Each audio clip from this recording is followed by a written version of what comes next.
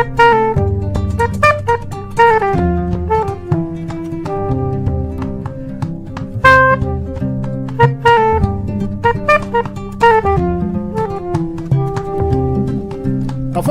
ngali konton kolen na jali yasilola iye kamben kabo dum munya boledi. salaamaaleykum mbokk internet yu Kéwoulo TV yi faral di ñu suivre à chaque fois ci biir kër gi tey nag ñu indi leen ay information jëm ci vidéo yi ngeen di gis ñu koy diffuser jamono yi bu ngeen fàttalikoo avant Kéwoulo di sosu en 2017 ci ginnaawam dafa amoon benn maison de production bu tuddoon Jaja production ëmboon li nga xam ne moo di Indépendance Nuise ci loolu lañ doon sukkandiku di leen indil ay information à l'aide de Babacar Touré moom PDG bi nga xam ne moom Kéwoulo TV jamono yi nag compte boobu ginnaaw bañ ko tëjee dañ ko jëlaat suñu ay loxo waral ngeen di gis ay vidéo yoo xamante ne duré woon na bu yàgg ñu leen koy tegalaat waroon nag tey ñu indi leen ci ay xibaar ngir ñi nga xam ne ñu ngi suivre jamono yi te xamuñu mbir yi ni mu demee ñu am ci ay leeral bu baax a baax xaar leen aussi yeneen vidéo yoo xamante ne daan nañ ko def maanaam Babacar Touré moo ko doon def ci ay jamono ñu leen koy tegalaat fii ci biir Kéwoulo TV merci beaucoup.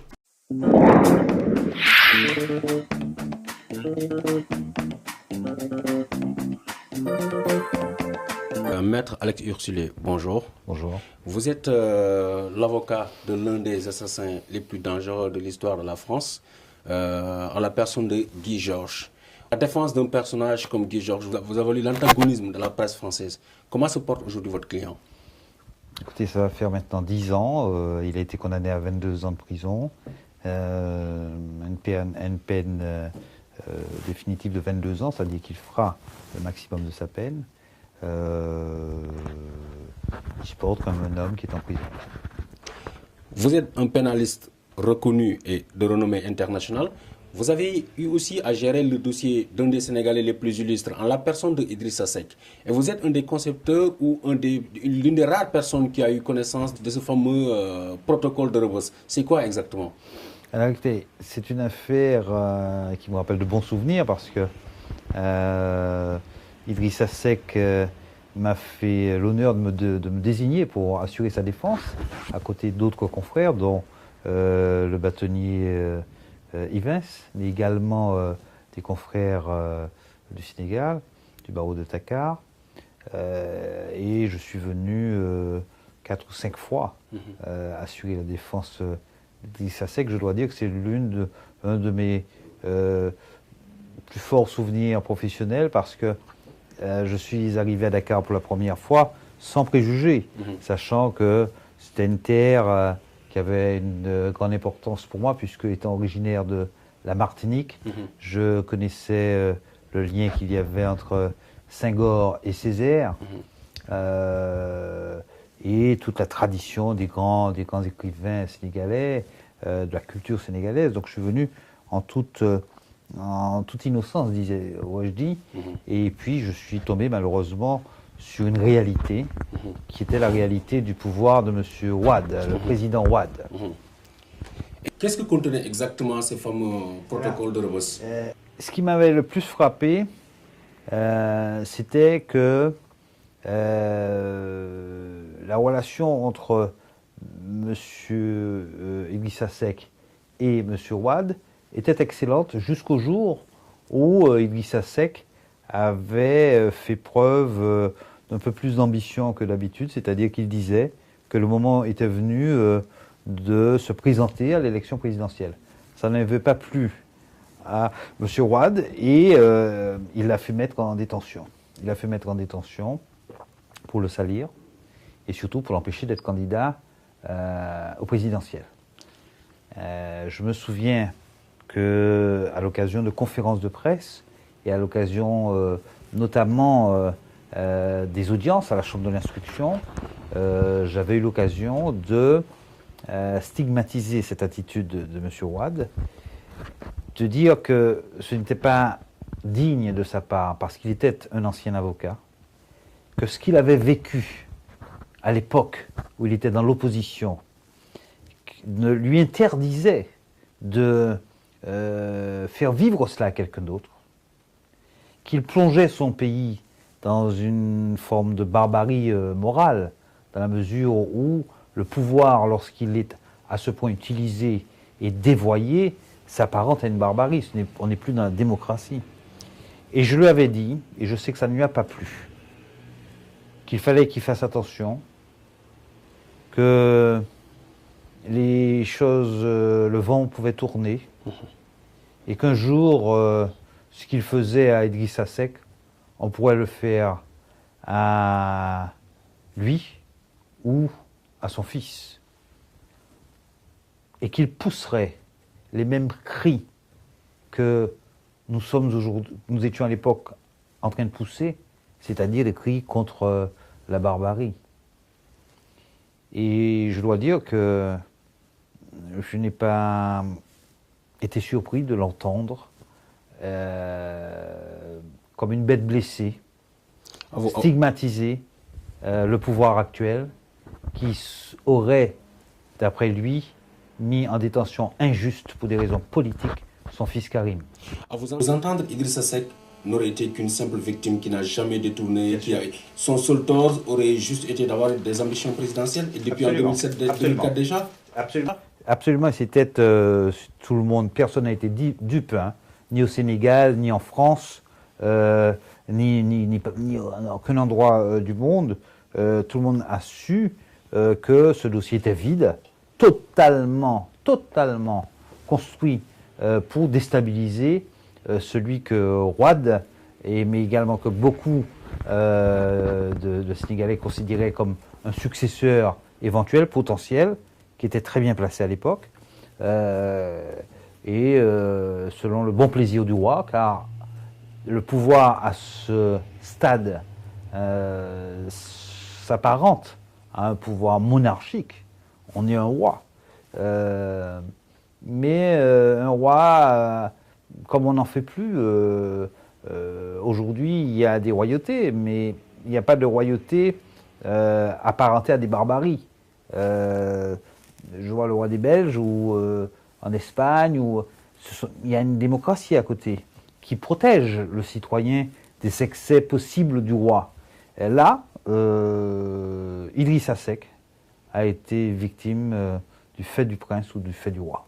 Idrissa Seck, victime des faits d'un prince. Aujourd'hui, le fils Wade, Karim pour ne pas le nommer, victime des faits d'un prince. Je ne connais pas le dossier. Je ne sais pas si Karim est coupable ou innocent.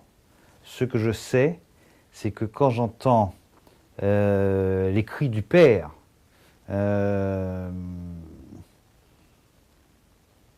me dis que il crie beaucoup trop fort, comme si ça arrivait pour la première fois au Sénégal, et comme s'il ne se souvenait pas qu'il n'y a même pas quelques années, nous étions dans exactement les mêmes circonstances. Donc je lui conseillerais, moi, de crier un peu moins fort pour être crédible. En plus du père, il y a aussi les avocats, notamment Maître Olivier Sûr et tous ses confrères français qui sont avec lui sur le terrain, qui sont aussi en train de crier du fait qu'il soit victime d'injustice de la part du tribunal sénégalais. Comment analysez-vous tous ces faits, vous, le noir, qui vivez en France? Écoutez, moi, je suis allé plaider, j'ai plaidé devant la chambre de l'instruction à Dakar. J'ai rencontré le juge d'instruction, je suis allé saluer le président du tribunal, le président de la cour criminelle. J'ai rencontré des magistrats dignes de ce nom. Alors, est-ce que le fait d'être noir a fait que j'ai eu un comportement, une attitude adaptée à l'endroit où j'allais exercer ma mission, même si elle était difficile, parce qu'il s'agissait de se battre pas seulement pour la liberté, mais contre un pouvoir, celui du président Wade. Je ne connais pas le dossier de Karim, simplement j'indique à mes confrères que il ne faut pas stigmatiser le juge, quel qu'il soit, selon qu'il soit blanc ou noir, et que le racisme, avant de crier au loup, il faut regarder devant sa porte. Et en France, notamment dans les départements, ce qu'on appelle les départements d'outre-mer, la Martinique, Guadeloupe, où on est amené à plaider tous les jours, on s'aperçoit que là, il y a des juges blancs qui font, eux, preuve de racisme. Oui. Est-ce qu'il n'y a pas aussi un peu de condescendance de la part de ces avocats français de Karim Wade quand on voit que l'un de ses conseils un jour a refusé de se lever face à l'entrée du tribunal? Écoutez, vous me parlez de faits que je n'ai pas vécu, hein, donc je sais que l'avocat n'est pas aux ordres du tribunal, mais il doit faire preuve d'une certaine courtoisie vis-à-vis des magistrats devant lesquels il plaide. Hein. S'il est une tradition de se lever, il est évident que les magistrats peuvent prendre mal le fait de rester assis lorsque tout le monde se lève. Revenons à Idrissa Seck. Pourquoi, selon vous, l'homme que vous dites qui avait toutes les chances de devenir président de la République a échoué? Vous savez, la politique, c'est un long chemin. Il a peut-être échoué hier, il a échoué aujourd'hui, mais demain. Qui a dit qu'il ne réussira pas? François Mitterrand s'est présenté 3 fois avant d'être président de la République. Donc c'est un long chemin. Et puis, je ne m'y connais pas assez, malheureusement, pour entrer dans les détails de la politique. Moi, quand je suis venu, j'ai vu l'accueil qui avait été réservé quand il avait été mis en détention. Je me souviens vraiment de l'émotion de ces enfants qui couraient après le convoi pénitentiaire qui amenait à la maison d'arrêt Idrissa Seck, la Bosse. Je me souviens qu'il y avait des militants qui étaient rassemblés autour du palais de justice, qui ne voulaient pas que Idrissa Seck perde la liberté.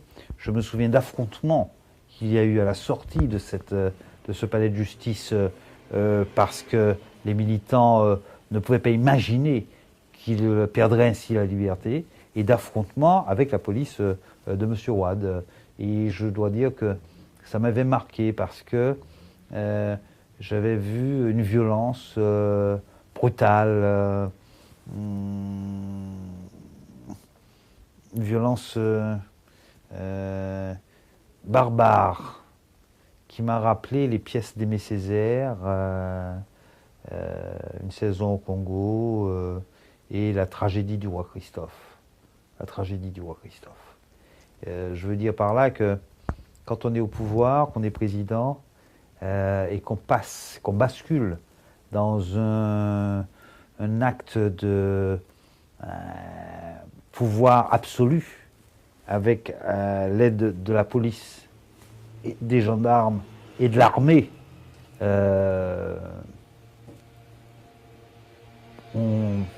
on est dans la barbarie. Idrissa Seck a-t-il les chances de revenir un jour dans la course, tout en sachant qu'il traîne la lourde accusation de voleur de deniers publics comme l'ont accusé cette accusation ne repose absolument sur rien. Il a été lavé de tout soupçon. La preuve, c'est que le dialogue s'est ensuite opéré avec les uns et les autres. En tout état de cause, il lui appartient de se situer à nouveau sur l'échiquier. Moi, il ne m'appartient pas de commenter. La seule chose que je peux dire, c'est que les seuls combats qu'on est sûr de perdre, c'est ceux qu'on ne mène pas. Aujourd'hui, Idrissa Seck élargi, Karim Wade en prison. Vous aviez dit au père que le retour du bâton pouvait s'opérer. Comment analysez-vous toutes ces données? C'est toujours... vous savez, moi, je ne connais pas le dossier, donc je ne sais pas ce qu'on reproche à Karim Wade, et je ne sais pas comment est-ce que l'accusation tient ou pas. Bon. Mais je me dis que le nouveau président, qui a l'appui de la communauté internationale, je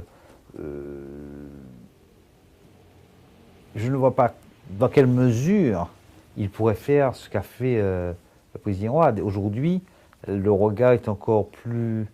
Il y a plus d'acuité encore sur le fait qu'on empêche de poursuivre injustement quelqu'un. C'est encore plus regardé qu'il y a 10 ans.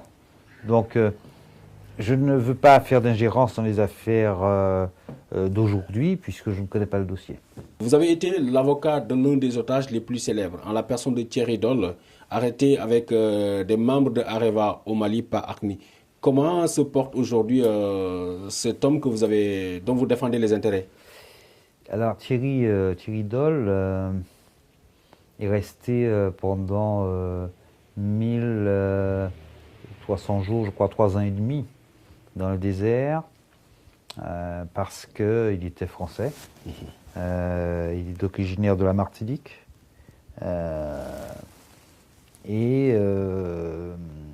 Il a été libéré et aujourd'hui il se reconstruit.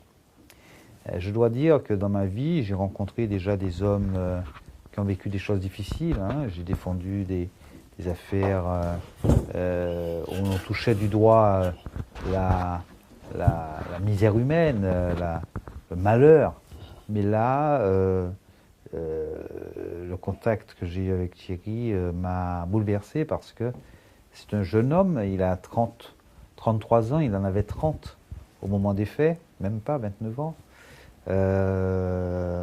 Il était marié, il était un brillant ingénieur et au nom de Dieu ou d'Allah, on l'a séquestré, on lui a fait toutes sortes de sévices et finalement on a un peu brisé une partie de sa vie.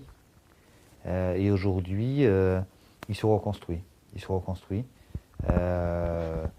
Et il a des séquelles sur le plan physique, bien sûr, et puis sur le plan psychologique, parce que c'est une méchanceté, c'est une cruauté que d'attacher un homme à un arbre, de l'obliger à dormir à même le sol, de le laisser sans protection pendant des années contre les intempéries, que ce soit le soleil ou l'extrême froid sous la pluie la nuit, sans soin, avec ces manipulations, ces menaces de mort, cette torture psychologique. Et finalement, cette chosification, c'est-à-dire qu'on transforme un homme en chose. Et ce que je vois en ce moment à la télévision me glace des fois, de même que je crois glace des fois le monde entier. Ces exécutions, ces décapitations en direct, au nom de Dieu. Est-ce que Thierry a repris une vie? Est-ce qu'il a recommencé à travailler? Écoutez, il a droit aujourd'hui au respect de cette vie privée là, de cette discrétion, voire de ce secret sur sa vie, parce que comme tous ces otages, quand ils reviennent à la liberté, et ils sont rares ceux qui reviennent à la liberté, hein, il y en a plus que l'on retrouve morts que libres, ils doivent réapprendre à vivre. Et donc, c'est souvent auprès des siens, sur ces terres, dans la maison familiale, que l'on reprend ses repères, reprend ses marques. Ce qui est le cas de Thierry Doll, et je dois dire que je vois au fur et à mesure renaître au fond de son regard la lumière de l'humain vivant. Car ce qui m'avait frappé quand je l'ai rencontré quelques jours après sa libération, c'était comme une lumière éteinte au fond de ses yeux. Vous êtes l'avocat d'un célèbre prisonnier, comme je vous l'ai dit à l'entame de cette émission, qu'on a surnommé l'assassin de l'Est parisien. Je crois que cela vous a valu l'antagonisme ou l'animosité de beaucoup de Français, notamment des policiers. On en arrive à cette histoire qui vous a opposé un soir lors d'un banal contrôle routier avec des policiers. Comment ça s'est passé cette soirée? Est-ce que vous pouvez revenir là-dessus? Oui, c'est une histoire qui avait défrayé la chronique à l'époque, il y a une dizaine d'années.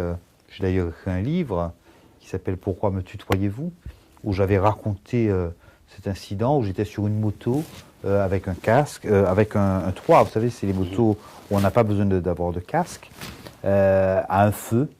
Je revenais du palais de justice, où je plaidais une affaire des écoutes téléphoniques de l'Élysée. Je plaidais pour un journaliste. qui mettait en cause la cellule policière de l'Élysée qui avait écouté un certain nombre de personnes pour François Mitterrand.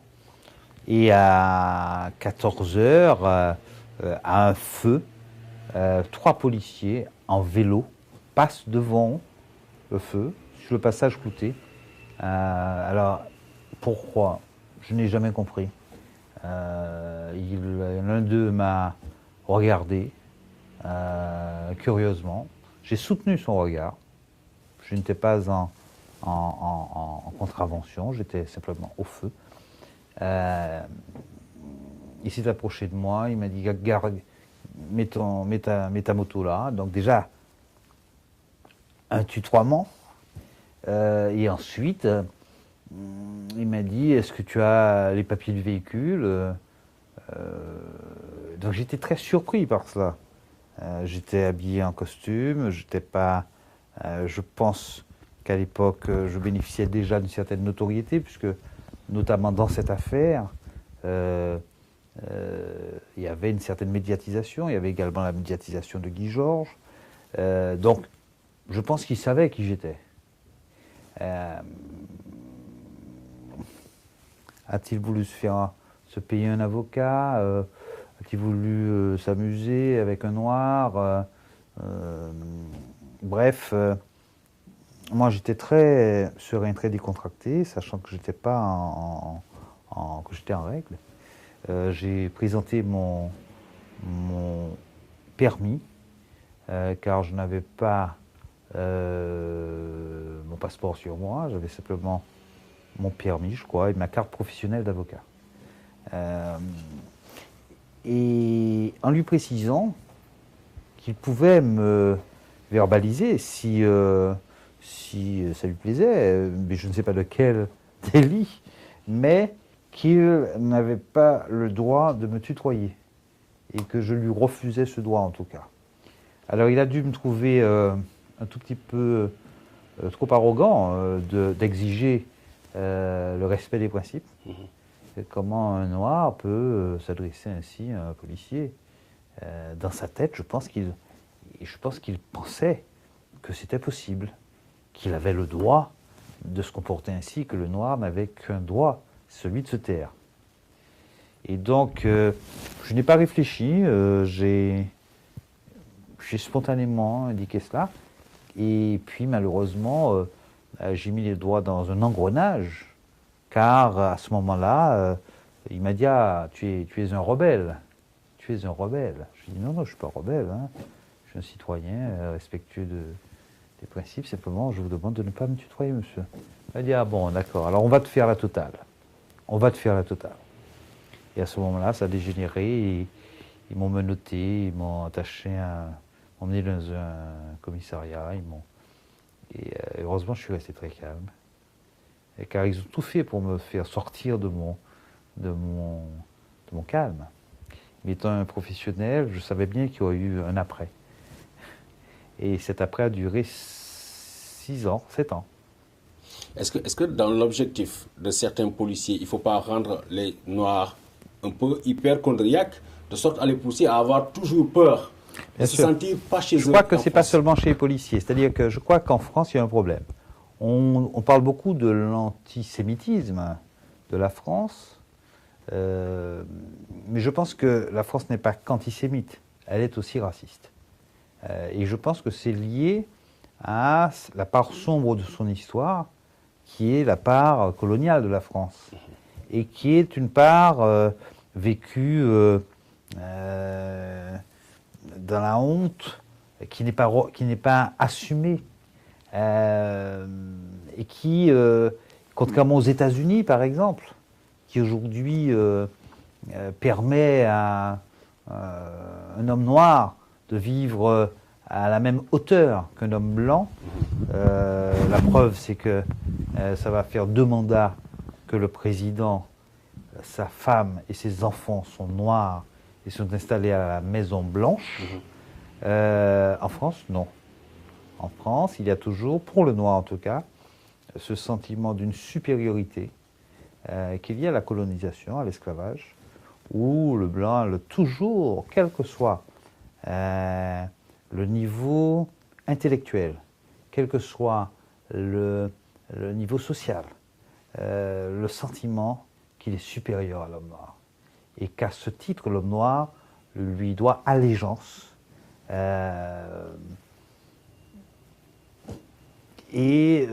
Contre toute attente, au XXIe siècle, on a encore ce genre de considération à l'intérieur de beaucoup de têtes en France, de têtes aux yeux bleus. Si on s'attaque à un symbole comme vous, l'avocat, l'une des rares belles voix de la France, pour paraphraser l'autre, comment pensez-vous que les policiers français censés faire respecter la loi peuvent se comporter parfois avec des citoyens? Oui, c'est bien simples. ça qui a été qui m'a déterminé à, quand je suis sorti de cette sidération, parce que j'ai été sidéré d'être aussi traité comme ça, d'être maltraité à ce point, vraiment comme un délinquant.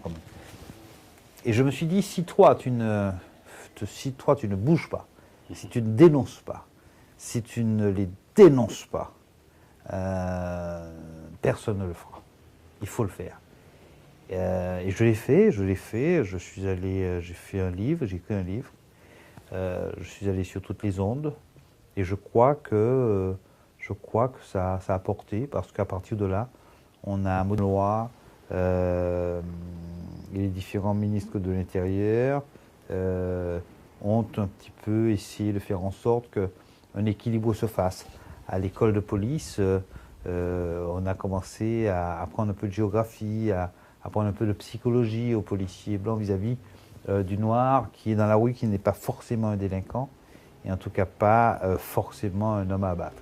Cette histoire qui vous est arrivée rappelle aussi une autre qui, je crois, pendant l'année dernière, avait défrayé la chronique, notamment cette femme qui a été battue par un groupe de policiers parce que son époux aurait été un peu agité lors d'un banal contrôle routier. Je crois que l'affaire a finalement terminé sur un non-lieu. Vous savez, des affaires comme celle-ci, j'en avais déjà plaidé en tant qu'avocat. Et j'en ai plaidé depuis. La plus belle histoire, c'est quand même celle de cet homme qui est en cours, qui va prendre le train à Creil, comme tous les matins, pour se rendre à son travail. Et là, il y a un contrôle de police. Il voit bien qu'on contrôle uniquement les Noirs. Donc, arrive son tour, c'est un homme noir, bien habillé, et on le contrôle. On lui demande sa carte d'identité. Avant lui, dit-il, une femme blanche. Après lui, un homme blanc, à qui on ne demande pas les papiers, mais lui, on lui dit vos papiers. Et lui, très bien éduqué, très structuré, dit, mais écoutez, je veux bien, mais il faudrait m'expliquer le principe. Pourquoi moi? Pourquoi pas lui, pas elle et moi? Et la réponse du policier vaudra son pesant de cacahuètes. Il va parler du principe d'extranéité. Alors, cet homme va rester très calme, mais va continuer l'interrogation. Est-ce que vous avez la commission rogatoire, enfin le titre du parquet qui vous donne le droit de faire ce choix parmi tous ceux qui passent comme ça de façon aléatoire? Toi le noir, tu es arrêté, pas toi le blanc, toi le noir, pas toi la blanche, toi le noir. Là, devant ce questionnement et devant témoin, on l'a menotté. Il s'est laissé faire, il n'a pas résisté. Et curieusement, on l'amenait derrière les trains. Et c'est au moment d'être présenté à l'officier de police judiciaire qu'ils se sont interrogés sur sa nationalité. Il dit, je suis français. On lui dit, comment tu le prouves? Il dit, mes papiers sont dans ma poche. Il suffit de les prendre et vous verrez bien, de me laisser les prendre. Et lui, malheureusement, il est menotté. Le policier plonge sa main dans son portefeuille, ouvre, et malheur, oh patatras. Bien sûr qu'il tombe sur une carte d'identité française, mais il tombe surtout sur une carte de police. Car c'était un policier noir qui était dans la police française depuis 34 ans, travaillant à Paris. Alors évidemment, quand ils ont réalisé cette bévue, à ce moment-là, ils ont voulu rectifier, s'excuser. Et ça va faire 6 ans que j'essaie d'obtenir la réparation et la reconnaissance de la culpabilité de ce comportement raciste des policiers blancs qui interpellent un des leurs, mais qui ne lui confère pas cette qualité parce qu'il est noir. Et ce qui est incroyable, c'est la solidarité du système judiciaire qui protège, circuler, il n'y a rien à voir, il n'y a rien à voir. Et je fais ça avec le bâtonnier Shahriar Bournazel, qui est un grand combattant des droits de l'homme. Et nous nous battons en France, devant la cour d'appel aujourd'hui de Rouen, je crois, ou d'Amiens, de Rouen, pour faire valoir les droits d'un homme noir à être traité comme un homme simplement.